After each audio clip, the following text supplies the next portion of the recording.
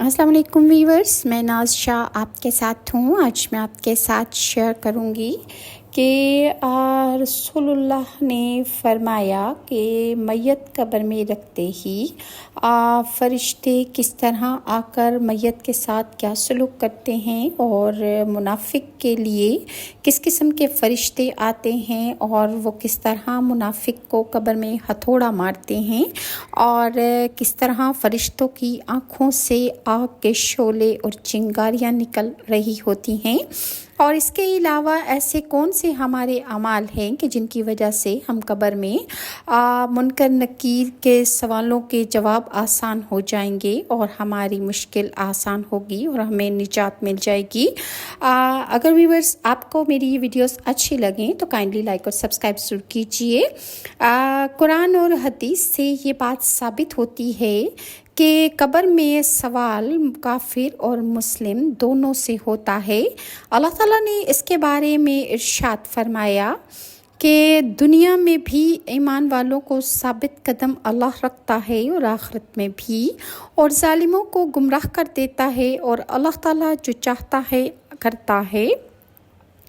رحمت للعالمین صلی اللہ علیہ وآلہ وسلم نے ارشاد فرمایا کہ جب انسان کو قبر میں رکھ دیا جاتا ہے اور جنازے میں شریک ہونے والے لوگ واپس ہونے لگتے ہیں تو مردہ ان کی جوتوں کی آواز تک سنتا ہے۔ یہ حدیث بخاری اور مسلم شریف میں موجود ہے۔ پھر آگے رسول اللہ نے ارشاد فرمایا، لیکن منافق اور کافر سے پوچھا جاتا ہے کہ تو اس شخص کے بارے میں کیا کہتا ہے؟ وہ جواب دیتا ہے کہ مجھے معلوم نہیں، جو لوگ کہتے تھے وہی میں بھی کہتا تھا۔ کہا جاتا ہے کہ تو نے پتہ کرنے کی کوشش نہیں کی اور نہ تو نے قرآن پڑھا۔ پھر اس پر لوہے کے ہتھوڑے مارے جاتے ہیں اور وہ منکر کافر چیخیں مارتا ہے، جنہیں اس کے پاس والے سوائے انسان اور جنات کے ساری مخلوق سنتی ہے۔ اور رحمت للعالمین صلی اللہ علیہ وآلہ وسلم کی ایک حدیث ہے کہ جسے احمد اور ابن ماجہ اور ابو سعید خدری نے اسے روایت کی کہ ہم رسول اللہ کے ساتھ ایک جنازے میں شریک تھے۔ رسول اللہ نے ارشاد فرمایا، لوگو، یہ امت اپنی قبروں میں آزمائی جاتی ہے۔ جب انسان کو دفن کر کے لوگ واپس ہوتے ہیں تو فرشتہ ہتھوڑے لیے ہوئے آتا ہے اور مردے کو بٹھا کر پوچھتا ہے کہ تو اس شخص کے بارے میں کیا کہتا ہے؟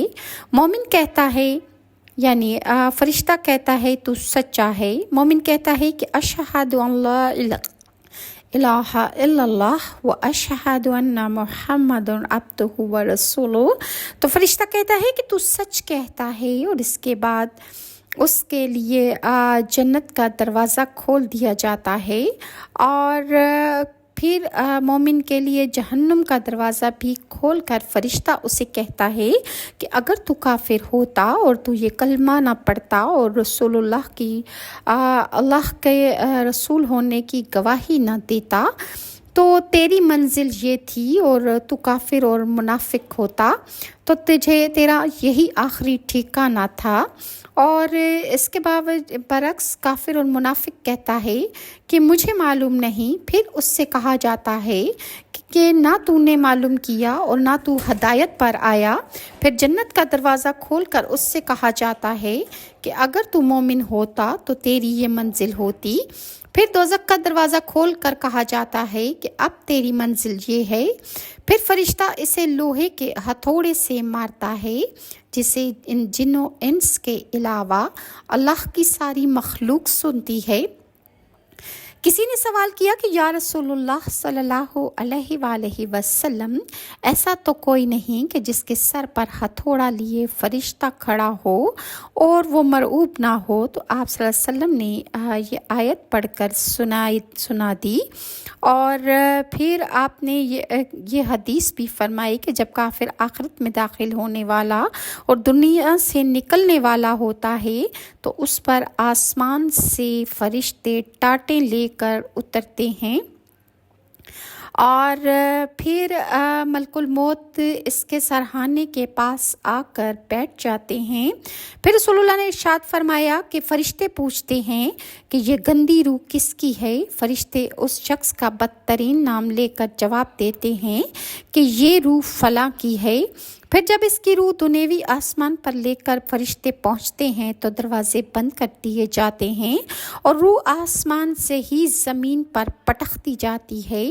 پھر رسول اللہ نے یہ آیت پڑھی، وَمَن يُشْرِكْ بِاللَّهِ کہ مشرک گویا آسمان سے گر گیا، اور اب خواہ اسے پرندے اچک لیں یا کسی دور جگہ ہوا پر لے جا کر پھینک دیں۔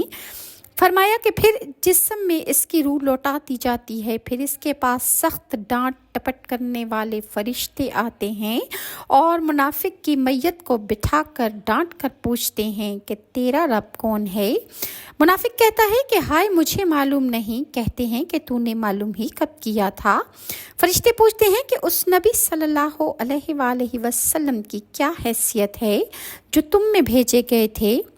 تو مردہ کہتا ہے کہ میں نے لوگوں سے سنا کہ وہ انہیں نبی کہتے ہیں، مجھے معلوم نہیں کہ وہ نبی تھے یا نہیں تھے۔ کہتے ہیں کہ تو نے معلوم ہی نہ کیا تھا، اور پھر ظالموں کو اللہ تعالیٰ گمراہ کر دیتا ہے، اور پھر اس میت کی مار شروع ہو جاتی ہے اور اس کے اعمال نامے سجین میں رکھ دیے جاتے ہیں۔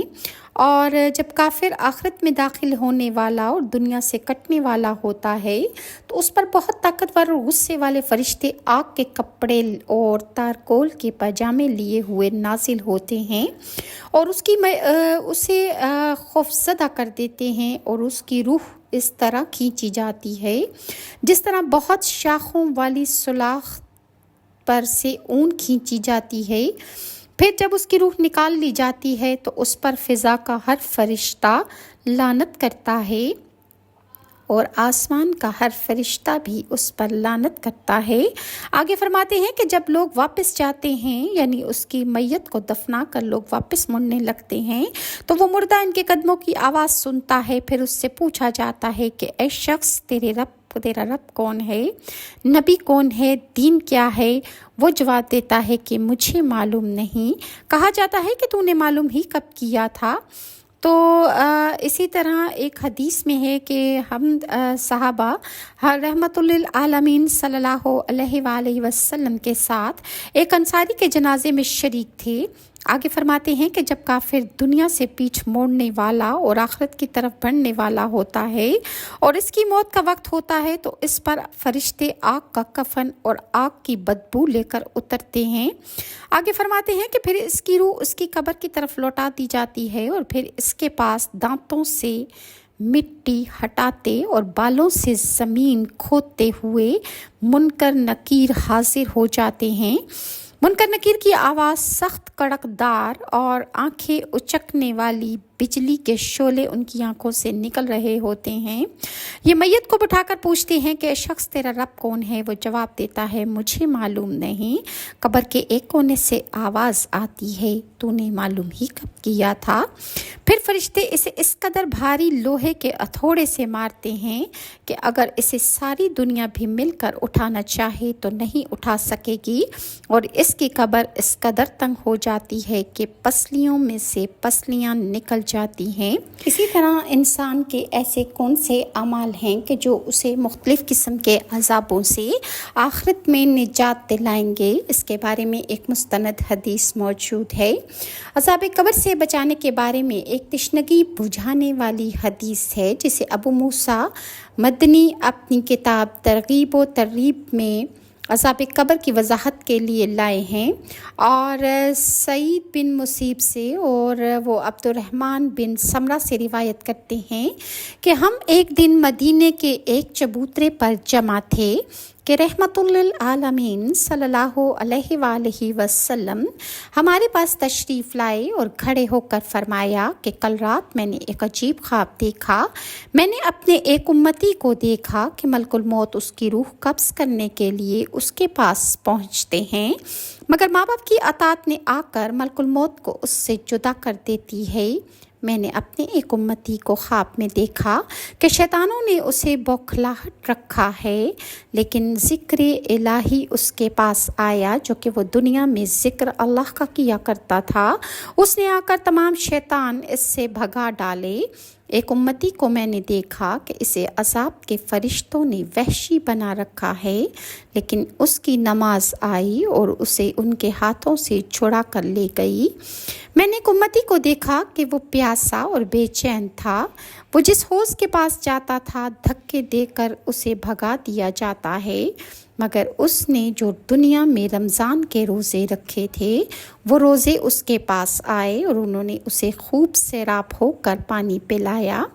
میں نے دیکھا کہ اپنے اپنے حلقے باندھ کر انبیاء بیٹھے ہوئے ہیں، اور ایک امتی کو دیکھا کہ وہ جس حلقے میں جاتا ہے اسے اس سے باہر نکال دیا جاتا ہے، لیکن اس کا غسل جنابت آیا، اس کا ہاتھ پکڑ کر میرے پاس لا کر اس کو بٹھا دیتا ہے۔ میں نے اپنے ایک امتی کو دیکھا کہ اس کے چاروں طرف اوپر نیچے اندھیرا ہی اندھیرا ہے، اور وہ اس اندھیرے میں حیران اور پریشان ہو کر ادھر ادھر بھٹک رہا ہے، لیکن اچانک اس کا دنیا میں کیا ہوا حج اور عمرہ آ گئے اور وہ اس کا ہاتھ پکڑ کر اسے اندھیرے سے نکال کر روشنی میں پہنچا دیتے ہیں۔ میں نے خواب میں ایک امتی کو دیکھا کہ وہ آگ کے شعلوں اور انگاروں سے بچنا چاہ رہا ہے، لیکن آگ کے شعلے اور انگارے اس کی طرف بڑھتے چلے جا رہے ہیں، جس کی وجہ سے وہ بہت پریشان ہے۔ اتنے میں اس کا صدقہ اس کے پاس آ گیا جو اس نے دنیا میں کیا تھا، اور اس کے صدقے نے اسے آگ کے شعلوں کے درمیان کھڑا ہو گیا، یعنی اس کے اور آگ کے درمیان اس کا کیا ہوا صدقہ آ کر کھڑا ہو گیا اور وہ آگ کے شعلوں سے بچ گیا، اور اس کے سر پر بھی اس کے صدقے نے سایہ کر لیا۔ میں نے خواب میں ایک امتی کو دیکھا کہ وہ مومنوں سے بات کرنا چاہتا ہے، لیکن کوئی بھی مومن اس سے بات نہیں کرنا چاہتا، مگر اس کی صلح رحمی جو اس نے دنیا میں کی تھی اس سے آ کر کہتی ہے کہ اے مسلمانوں، یہ صلح رحمی میں دنیا میں پیش رہا کرتا تھا، اس سے بات کرو۔ لہٰذا میں نے ایک امتی کو دیکھا کہ اسے جہنم کے فرشتوں نے پریشان کر رکھا ہے، لیکن امر بالمعروف اور نہی عن المنکر آ گئے اور انہوں نے اسے جہنم کے فرشتوں سے چھڑا لیا اور رحمت کے فرشتوں میں داخل کر دیا۔ میں نے خواب میں ایک امتی کو دیکھا کہ وہ اپنے گھٹنوں کے بل بیٹھا ہوا ہے اور اس کا اللہ کے درمیان پردہ لٹکا ہوا ہے، لیکن اس کا حسن خلق آتا ہے اور اس کا ہاتھ پکڑ کر اللہ تعالیٰ کے پاس لے جاتا ہے۔ میں نے خواب میں ایک امتی کو دیکھا کہ اس کا نامہ اعمال اس کے بائیں ہاتھ سے دیا جا رہا ہے، لیکن اس کے پاس اس کا خوف الہی آ گیا اور اس کا نامہ اعمال اس نے اس کے دائیں ہاتھ کی طرف رکھ دیا۔ میں نے ایک امتی کو دیکھا کہ اس کے اعمال کے وزن میں کمی تھی، یعنی ہلکے تھے، لیکن اس کے پاس بچپن میں مر جانے والے بچے آ گئے اور اس کے اعمال کا وزن بھاری ہو گیا۔ میں نے ایک امتی کو دیکھا کہ جہنم کے کنارے کھڑا ہے، لیکن اس کے پاس اللہ تعالیٰ سے امید آتی ہے اور اسے وہاں سے ہٹا لیتی ہے اور وہ چلا جاتا ہے۔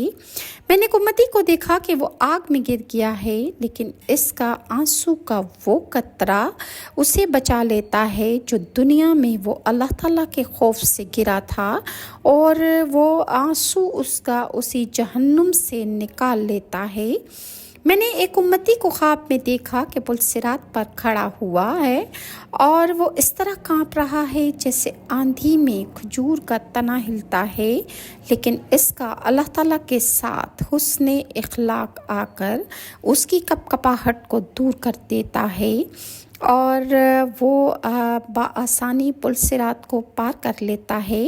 میں نے خواب میں ایک امتی کو دیکھا کہ پل صراط پر وہ گھسیٹیاں کرتا چل رہا ہے، کبھی گھسٹتا ہے اور کبھی وہ پل صراط کے اوپر لٹک جاتا ہے، گویا کہ وہ جہنم میں گر جائے گا، لیکن اس کی نماز نے آ کر اس کے پیروں پر اسے کھڑا کر دیتی ہے اور وہ جہنم میں گرنے سے بچ جاتا ہے اور پل صراط کو آسانی سے نماز کی وجہ سے पार कर लेता है।